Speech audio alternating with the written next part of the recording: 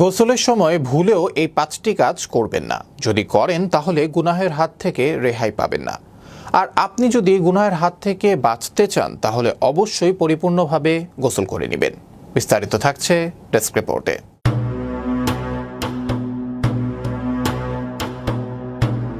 গোসলের সময় ভুলেও এই 5টি কাজ করবেন না।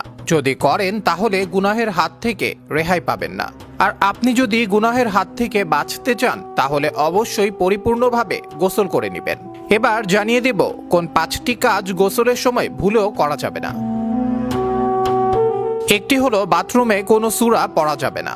আর একটি হলো ভুলেও কাপড় খুলে গোসল করবেন না।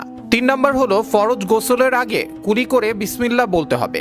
আমরা যে ভুল করি সেটা হলো আগে বিসমিল্লাহ বলে কুলি করি। এটা আমাদের মারাত্মক ভুল। 4 নম্বর ভুলটি হলো শরীর ভালোভাবে পানি দিয়ে ধৌত করার পরও আমরা নাভির দিকে খেয়াল করি না। যাদের নাভি গভীর তাদের নাভিতে পানি দেয়া ফরজ। 5 নম্বর হলো গোসলের যেই 3টি ফরজ আছে সেটা মানতে হবে। পবিত্রতা অর্জনের অন্যতম মাধ্যম হলো গোসল। কোনো সময় যদি মানুষের উপর গোসল ফরজ হয়ে যায় তখন যথাযথভাবে গোসল না করলে পবিত্র হওয়া সম্ভব নয়। তাই প্রতিটি মুমিনের উচিত গোসলের ফরজ ও সুন্নতগুলো জেনে রাখা।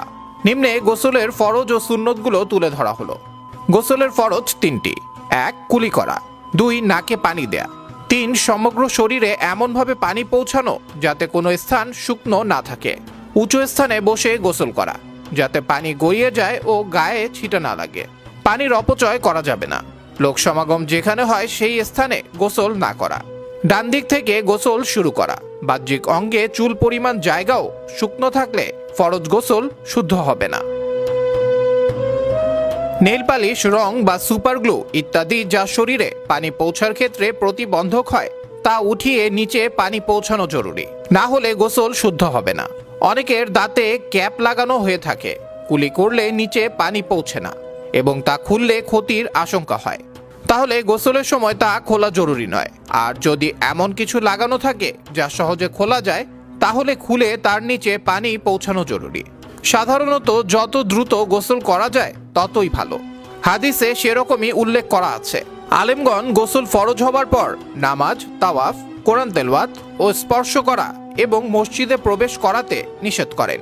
এছাড়া যে কোনো কাজ করা যাবে। আবরার আহমেদ ওয়াহি, বিশ্ব বাংলা 24 নিউজ ডেস্ক।